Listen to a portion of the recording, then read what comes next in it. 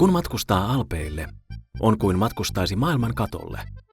Sukeltaisi sisään henkeä salpaavaan postikorttimaisemaan.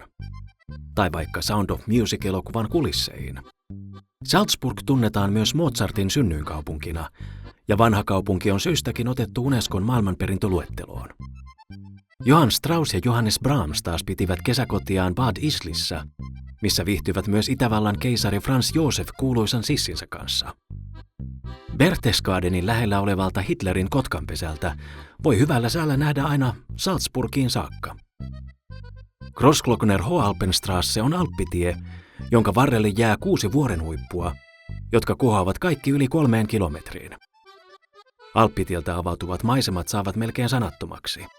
Ja siksipä sanonkin vain Dolomiitit ja Cortina d'Ampezzo, Alta Badia ja Hal Tirol, Innsbruck ja Goldenesdal. Ja otan suuren palan suklaata.